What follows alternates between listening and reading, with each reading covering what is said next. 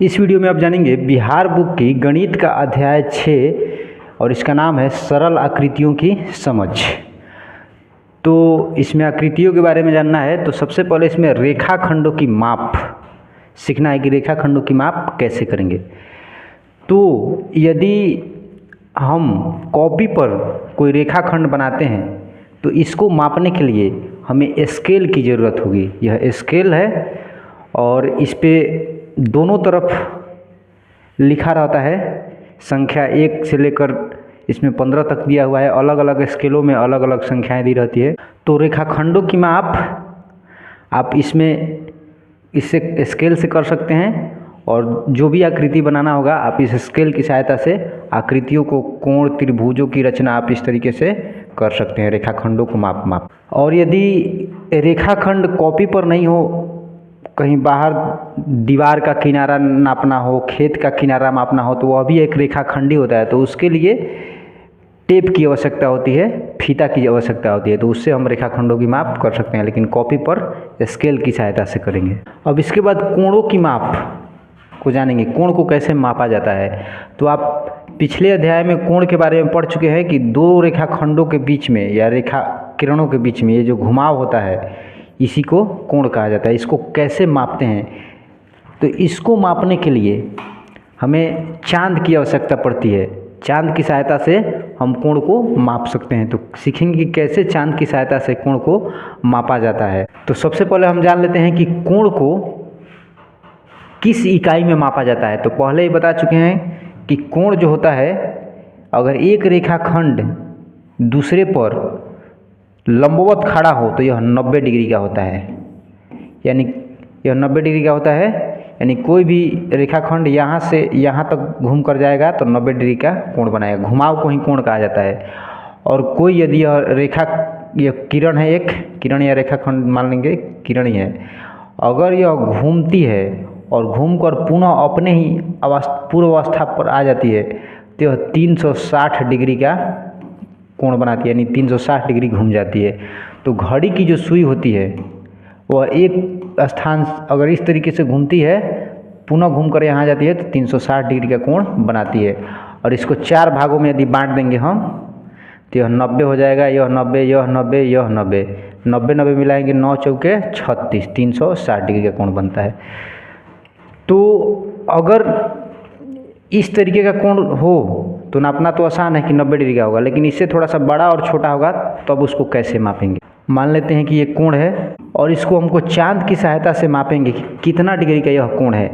तो इसका तरीका ये है कि यह चांद का जो नीचे वाला लाइन है और यहाँ पे एक ऊपर से 90 डिग्री से लेकर आया है, यहाँ बीचों बीच मिला है, तो इसको हम रखेंगे इस पर और ये लाइन जो है इस रेखा पर होना चाहिए। ये जो बीच में जो ऊपर से 90 डिग्री का मिल कर आ रहा है इसको इस शीर्ष पर रखना है और इस तरीके से हम मापेंगे। तो यहाँ पे देख रहे हैं यह लाइन इस पर मिलना चाहिए। अब ऊपर में देखेंगे कि 2 लिखा हुआ रहता है, इधर से एक 0 से शुरू होता है और इधर 0 से शुरू होता है। जिस तरफ ये रेखाखंड होता है उसी नीचे वाले से ये गिनने का प्रयास, इस तरफ अगर रहेगा तो नीचे वाले से गिनने का शुरुआत करेंगे। तो इस तरीके से हम देख रहे हैं कि यह लगभग 70 डिग्री का कोण है। अब यह भी देखना है कि अगर यह 90 हो गया, 90 से इधर अगर रहता है कोई भी रेखाखंड तो इसमें जो है 90 से छोटा ही कोण बनाएगा। और 90 के बाद अगर इधर रहता है तो यह 90 से ज़्यादा कोण हो जाएगा। ये हो जाएगा 100, 110, इस तरीके से बढ़ता जाएगा और सीधा हो जाएगा तो 180 डिग्री का कोण बनेगा। अगर इधर से हमको मापना होगा कि यह कितने डिग्री का कोण है तो इसको इस पर रखेंगे। अब यह जो है बीच में रहेगा, इस शीर्ष पर रहेगा बीच वाला, और यह रेखाखंड जो है इसका इस लाइन पर आ जाएगा। और इधर से अगर मापेंगे हम तो इधर से जो 0 से शुरू हो रहा है इसको हम काउंटिंग करेंगे। तो ऊपर वाले को काउंटिंग करेंगे तो इस तरीके से हम देख रहे हैं कि यह 50 डिग्री पर जा रहा है, तो यह 50 डिग्री का कोण हो गया। यह भी जो है इस तरीके से अगर इधर रहेगा तो यह 90 डिग्री का होगा, लेकिन यह 90 से छोटा है, कम घुमाव है। इसके अपेक्षा इस दोनों रेखाखंडों का कम घुमाव है तो 50 डिग्री का ही कोण बनेगा। तो इस तरीके से अगर इस कोण को मापना होगा कि यह कितना डिग्री का कोण है, तो ये देखने में ही लग रहा है कि 90 से ज़्यादा है, तो रखेंगे बीचों बीच इसको और जिधर ये रेखाखंड होगा उधर से ही हम 0, 10, 20, 30 गिनेंगे तो 0, 10, 20, 30 इस तरीके से ये 100 डिग्री पर है तो यह 100 डिग्री का कोण हो गया। इस तरीके से आप माप सकते हैं कोणों को। अब हम जानेंगे कोण के प्रकार। तो कोण के कितने प्रकार हैं? तो सबसे पहले देखेंगे पहला नंबर में शून्य कोण। शून्य कोण किसे कहा जाता है? तो जिस कोण की माप शून्य हो यानी 0 डिग्री हो वह शून्य कोण कहलाता है। कोण बनाने वाली दोनों किरणें जो होती है एक ही पर चढ़ी होती है।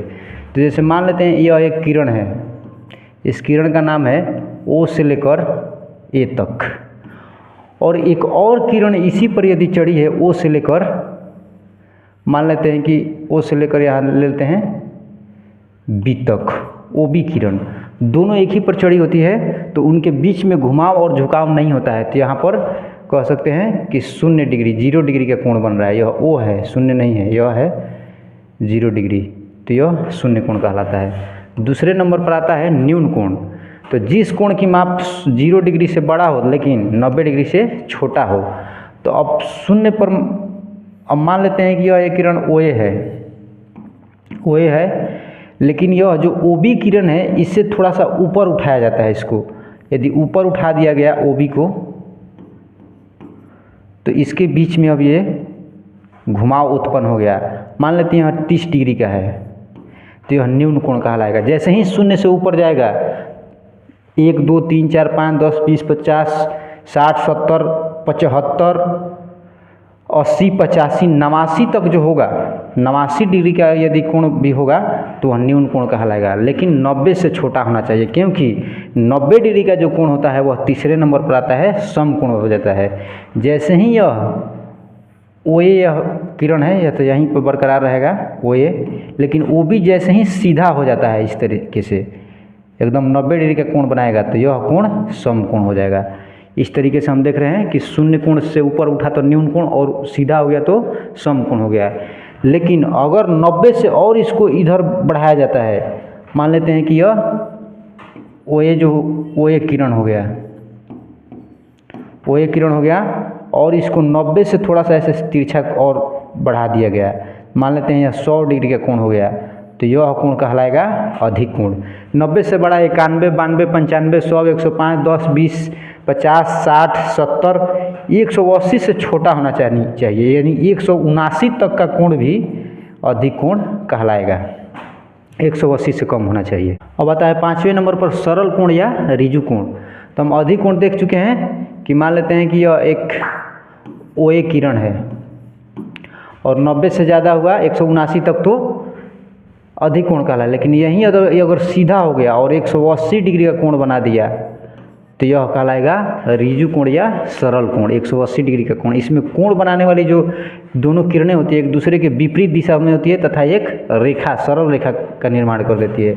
यह OB जो हो गया एक दूसरे के इधर, इसका इधर जाएगा, ये इधर जाएगा, लेकिन सीधा एक रेखा का निर्माण करती है और यह ऋजु कोण कहलाती है, 180 डिग्री का कोण हो गया। 6ठे नंबर पर है प्रतिवर्ती कोण या पुनर्युक्त कोण।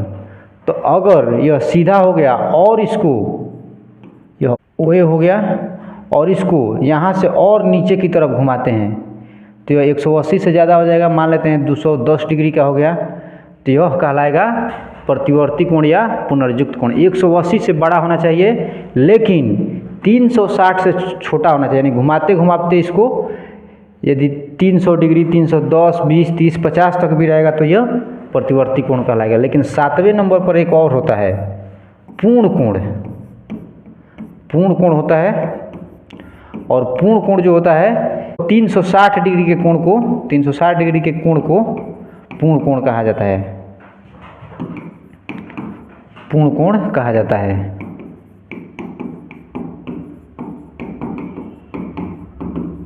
अब इसमें कोण बनाने वाली जो किरणें होती है, मान लेते हैं कि यह OA किरण हो गया और OB जो होती है इस तरीके से चलकर पूरा एक चक्कर लगाकर पुनः इसी पर आ जाती है OB, तो यह 360 डिग्री का कोण बना दी और यह पूर्ण कोण कहलाता है।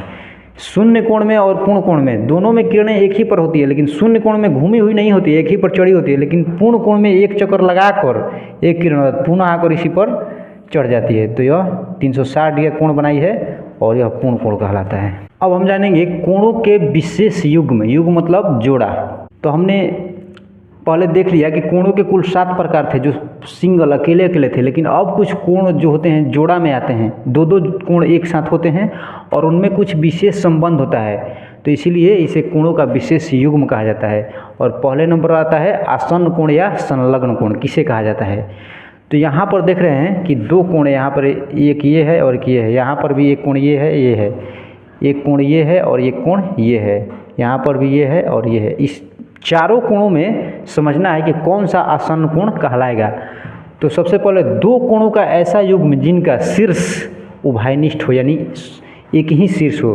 तो यहाँ पे देख रहे हैं कि यह कोण और यह कोण का शीर्ष जो है एक ही नहीं है, ये अलग शीर्ष पर बना है, ये अलग शीर्ष पर, तो ये जो है हमारा आसन्न कोण नहीं है।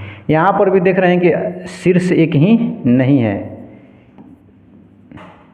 एक यहाँ बना है, एक यहाँ बना है।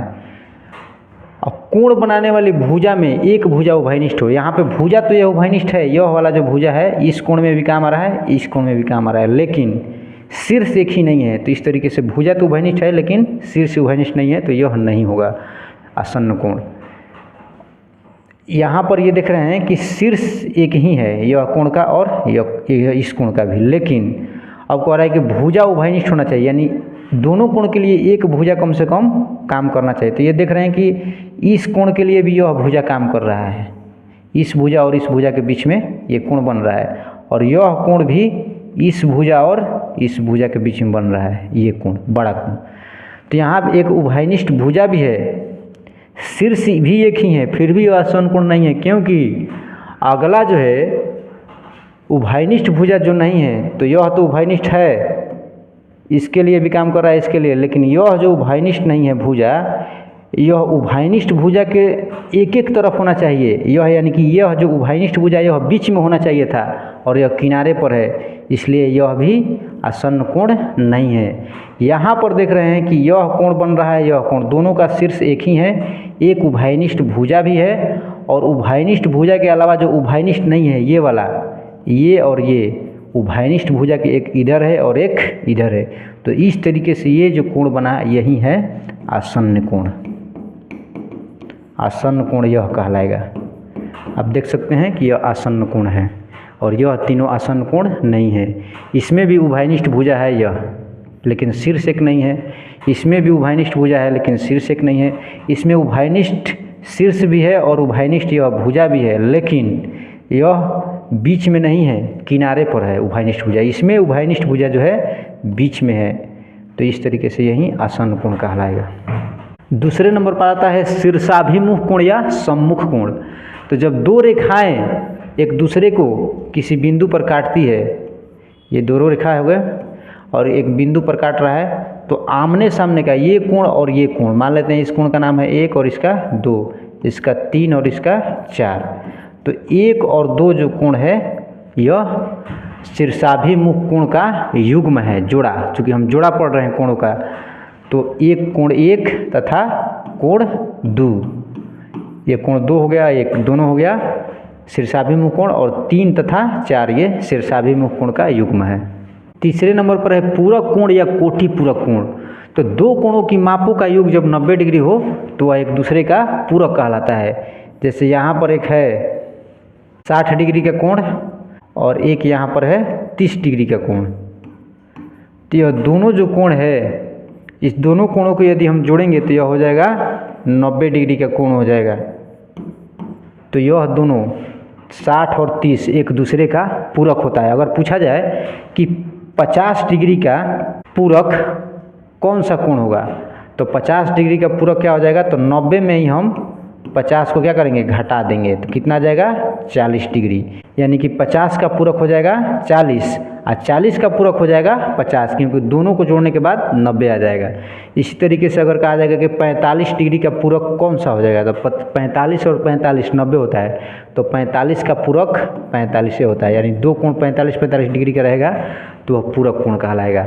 25 का पूरक कौन सा हो जाएगा पूछा जाएगा, तो 25 का आप बता सकते हैं कि 90 में ही 25 को घटा देंगे तो कितना आ जाएगा हमारा 65 आ जाएगा, यानी 65 आ जाएगा। 65 25 का पूरक 65 हो जाएगा। चौथे नंबर पर है समपूरक कोण।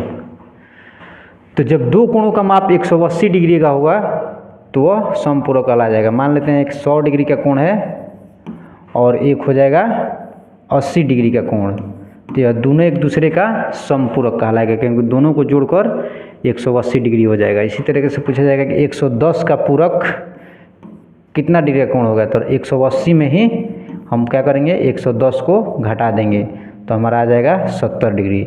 110 का समपूरक 70 हो जाएगा। इसी तरीके से पूछा जाएगा कि 50 का समपूरक क्या होगा, तो 180 में 50 को घटा देंगे तो आ जाएगा 130 डिग्री। 50 का समपूरक 130 और 130 का समपूरक 50 हो जाएगा। अब रेखाओं का प्रतिच्छेदन के बारे में पढ़ना है। रेखाएं प्रतिच्छेदित करती है, तो सबसे पहले एक जानेंगे समांतर रेखाएं जो यह प्रतिच्छेद नहीं करती है। दो रेखाएं जब एक दूसरे से कभी मिलती नहीं है तो यह समांतर रेखाएं कहलाती है। ऐसी रेखाएं जिनके बीच की लंबवत दूरी हमेशा, यहाँ भी दूरी अगर मान लेते हैं कि 6 सेंटीमीटर है और यहाँ भी दूरी 6 सेंटीमीटर है, तो आगे भी यह दूरी 6 सेंटीमीटर बरकरार रहेगी और एक दूसरे को कभी नहीं काटेगी, तो यह समांतर रेखाएं कहलाएंगी। दूसरे नंबर पर है प्रतिच्छेदी रेखाएं। वे रेखाएं जो एक बिंदु पर एक दूसरे को काटती है, ऐसे काट देगी तो यह प्रतिच्छेदी रेखाएं कहलाएंगी। लंबवत रेखाएं, यदि दो प्रतिच्छेदी रेखाएं एक दूसरे को 90 डिग्री कोण बनाते हुए काटेगी तो लंबवत रेखाएं कहलाती है। जैसे यह एक रेखा हो गया और इसको यदि इस तरीके से कोई रेखा काटती है कि यहाँ 90 डिग्री का कोण बन जाए तो यह लंबवत रेखाएं कहलाती है एक दूसरे के। और इन दोनों लंबवत रेखाओं का अलग अलग नाम है। इसे कहा जाता है क्षैतिज रेखा, इसे क्षैतिज कहा जाता है और इसे उदग्र कहा जाता है। यह पृथ्वी के समांतर होती है और यह पृथ्वी पर इस तरीके से खड़ी होती है, तो यह उदग्र और यह क्षैतिज। तिर्यक छेदी रेखाएं होती है एक, तो जब दो या अधिक रेखाओं को, यदि यहाँ पर देख लेते हैं कि दो यह रेखाएं हो गया, यह समांतर भी हो सकती है और नहीं भी हो सकती है। इसको यदि कोई तीसरी रेखा काटती है तो इस तरीके से यह जो रेखा कहलाती है यह तिर्यक छेदी रेखा कहलाती है। तिर्यक छेदी रेखा समांतर रेखाओं को भी काट सकती है या समांतर नहीं है इसको भी काट सकती है। 3 रेखाओं को भी काट सकती है। 3 रेखाएं हैं और इसकी एक चौथी रेखा काट रही है तो यह तिर्यक रेखा कहलाएगी। तिर्यक छेदी या तिर्यक रेखा। अब त्रिभुज के बारे में जानना है। चूँकि पिछले अध्याय में भी त्रिभुज जाने थे, लेकिन वहाँ पर त्रिभुज और उसके गुणों को जाने थे। यहाँ पर त्रिभुज के प्रकार को भी देखेंगे। तो त्रिभुज तो जानते हैं कि 3 रेखाखंडों से बनी आकृति को त्रिभुज कहते हैं। और त्रिभुज में 3 शीर्ष, यह ए, बी और सी, यह 3 शीर्ष हो गया। और इस रेखाखंड का नाम है ए बी, बी सी तथा ए सी। 3 रेखाखंड और इसमें 3 कोण होते हैं। अब त्रिभुज के प्रकार के बारे में जानेंगे। तो त्रिभुज को 2 आधारों पर बांटा गया है, एक भुजा के आधार पर और एक कोण के आधार पर। तो सबसे पहले भुजा के आधार पर जानेंगे कि त्रिभुज का 3 प्रकार होता है। त्रिभुजा के आधार पर सबसे पहले नंबर पर आता है समबाहु त्रिभुज। जिस त्रिभुज की सभी भुजा की लंबाई आपस में बराबर होती है।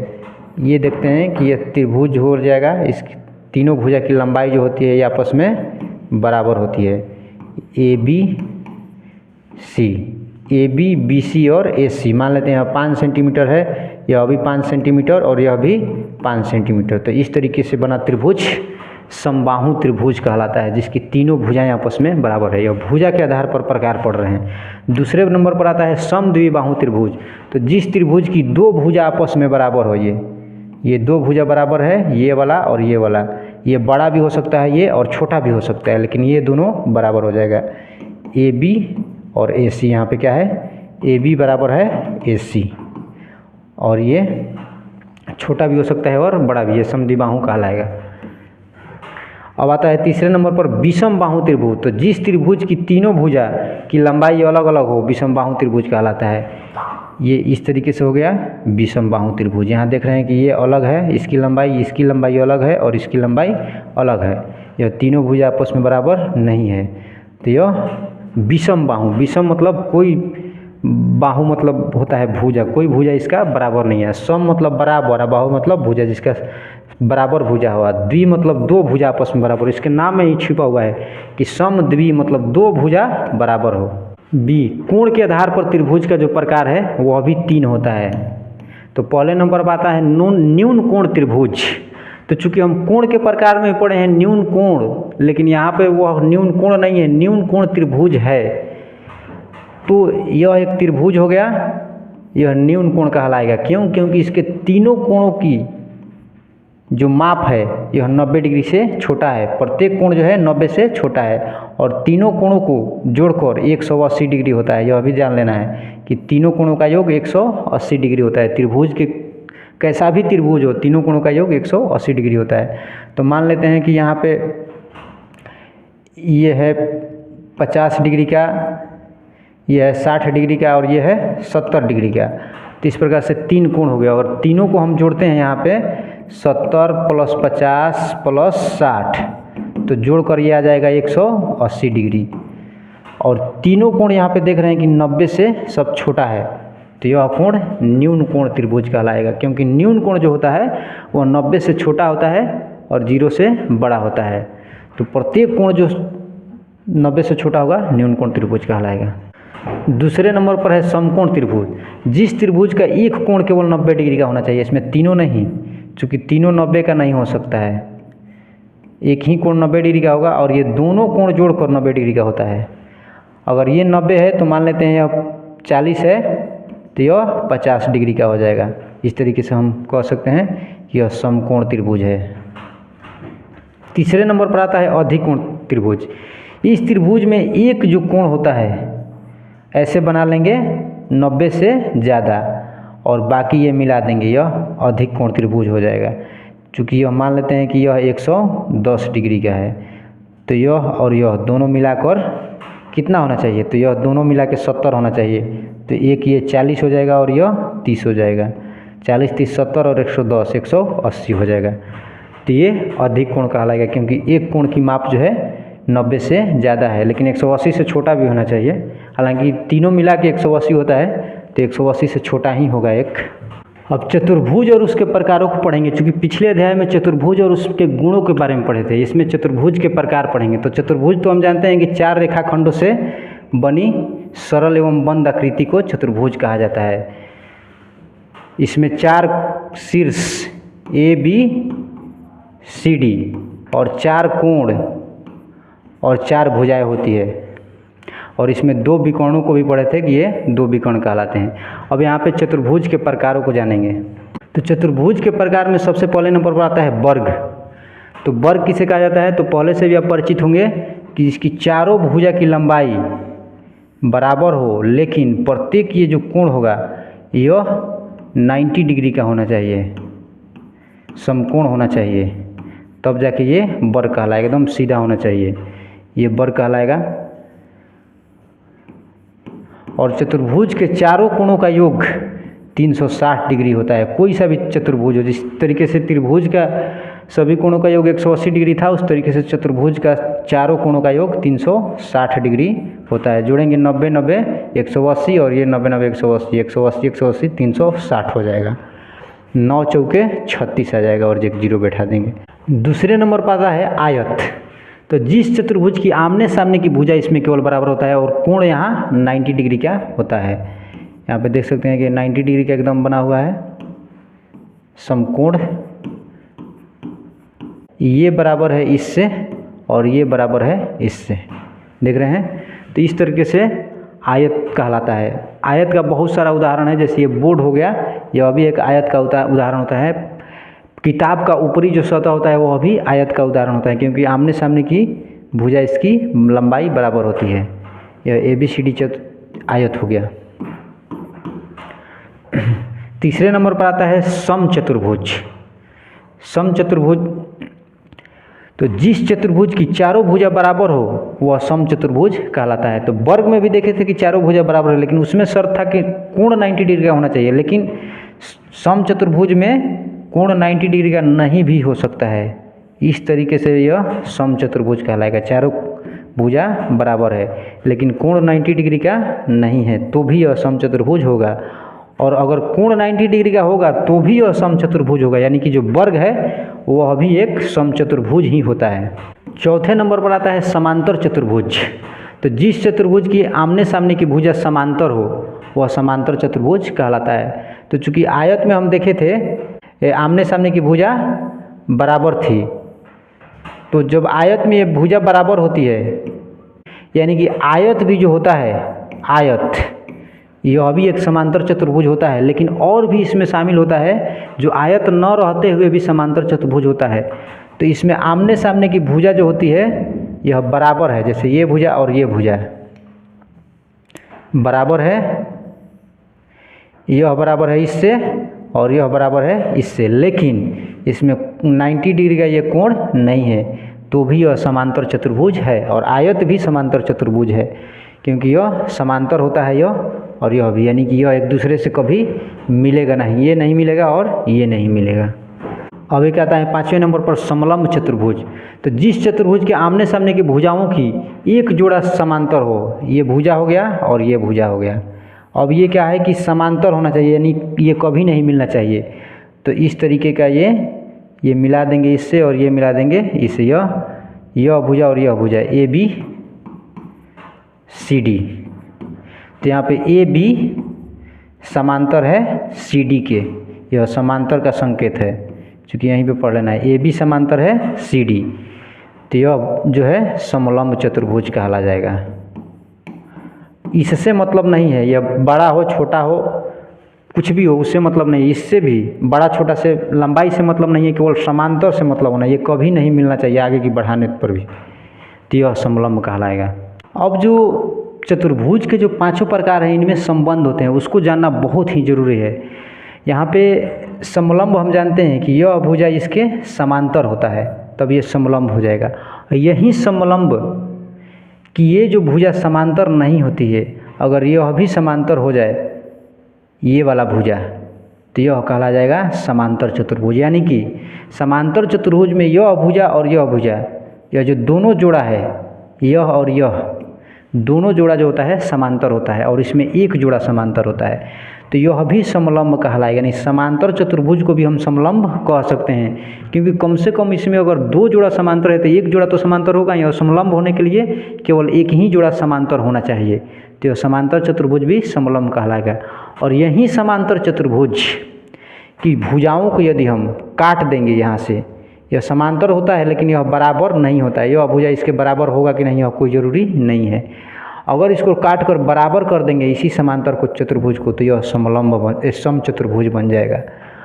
और इसी समांतर चतुर्भुज को यदि घुमाकर 90 डिग्री का कोण बना देंगे इस तरीके से, तो यही समांतर, इसमें भी समांतर होता है तो यही समांतर आयत हो जाएगा और यही समांतर समचतुर्भुज हो जाएगा। यानी समचतुर्भुज को भी समांतर चतुर्भुज कह सकते हैं और आयत को भी समांतर चतुर्भुज कह सकते हैं। और जब समांतर चतुर्भुज को समलंब कहते हैं तो इस दोनों कोणों को भी, इस दोनों चतुर्भुजों को भी हम समलंब कह सकते हैं। और इसी समचतुर्भुज को यदि कोण के अनुसार घुमाकर 90 डिग्री का कोण बना देंगे, यह जो हो जाएगा वर्ग बन जाएगा समचतुर्भुज। अगर सीधा हो जाएगा तो वर्ग बन जाएगा, क्योंकि इसके चारों भुजा बराबर होता है, यहीं सीधा हो गया तो वर्ग, यानी वर्ग को हम समचतुर्भुज भी कह सकते हैं क्योंकि चारों भुजा क्या है इसका बराबर है। और आयत में आमने सामने की भुजा बराबर होती है। तो आयत को भी, यह तो 90 डिग्री का पहले से होता है आयत, और इसके भुजा जो बराबर नहीं होता है इसको बड़ी भुजा को काट देंगे तो यह वर्ग बन जाएगा। यानी वर्ग को आयत भी कह सकते हैं, यानी क्योंकि आयत से ही वर्ग बना है। चूँकि आमने सामने की भुजा बराबर होनी चाहिए, जब चारों भुजा बराबर है ही तो आमने सामने की भुजा भी इसकी बराबर होती है और कोण 90 डिग्री का है तो वर्ग को भी हम आयत कह सकते हैं, लेकिन आयत को वर्ग नहीं कह सकते हैं। तो इस तरीके से वर्ग जो है इसको सभी नामों से पुकारा जा सकता है, समचतुर्भुज, आयत, समांतर चतुर्भुज, समलंब भी हो सकता है वर्ग। अब जानेंगे बहुभुज के बारे में। बहुभुज क्या होता है? तो रेखाखंडों से बनी सरल एवं बंद आकृति को बहुभुज कहते हैं। तो बहुभुज बनने के लिए कम से कम 3 रेखाखंडों का होना आवश्यक है और यह बंद होना चाहिए। यह बंद है तो त्रिभुज भी एक प्रकार का बहुभुज है। त्रिभुज, चतुर्भुज, पंचभुज इस तरीके से यह सभी के सभी बहुभुज कहलाते हैं। 6 भुज, 8 भुज, 8 भुज, 9 भुज, 10 भुज, 20 भुज, ये सब के सब बहुभुज कहलाते हैं। तो यह रेखाखंडों से बनी होती है और सरल होती है एवं बंद होती है। जैसे इस प्रकार से ये 4 भुजाओं से बना है, यह बहुभुज नहीं है। 4 तो भुजा है लेकिन यह बहुभुज नहीं है क्योंकि यह खुला आकृति है, तो यह बहुभुज नहीं है। अब बहुभुज के विकर्ण को देखते हैं तो हम जानते हैं कि यह चतुर्भुज है। तो चतुर्भुज में विकर्ण उसे कहा जाता है, किसी भी बहुभुज के विकर्ण उसके जो शीर्ष है, जो आसन्न शीर्ष नहीं है ये और ये आसन्न शीर्ष है, तो इसको नहीं मिलाएंगे। आसन्न शीर्षों को छोड़कर ये और ये आसन्न शीर्ष नहीं है तो इसको मिलाएंगे तो ये विकर्ण कहलाएंगे। इसको और इसको मिलाएंगे तो ये विकर्ण कहलाएंगे। त्रिभुज में विकर्ण नहीं हो पाएगा क्योंकि इसमें तीनों जो शीर्ष होता है, यह शीर्ष आसन्न है, यह अभी आसन्न है, यह अभी आसन्न है, तो इसमें विकर्ण नहीं होते हैं। तो चतुर्भुज से शुरू होता है विकर्ण। चतुर्भुज में 2 विकर्ण होते हैं। इस तरीके से पंचभुज में हम देखते हैं कि कितने विकर्ण होगा। तो पंचभुज में इस शीर्ष को किससे मिलाएंगे, तो इससे और इससे नहीं मिलाएंगे। किसको मिलाएंगे, इससे मिला देंगे और इससे मिला देंगे। इस शीर्ष को मिलाएंगे इससे और इससे, इस शीर्ष को मिलाएंगे, इससे तो मिला हुआ है और इससे मिला देंगे। इस शीर्ष को ये भी मिला हुआ है, तो कितने हो गए, 1 2 3 4 और ये 5 हो गए। 5 विकर्ण होते हैं पंचभुज में। इसी तरीके से षटभुज, अष्टभुज, 9 भुज, 10 भुज में भी विकर्ण होते हैं।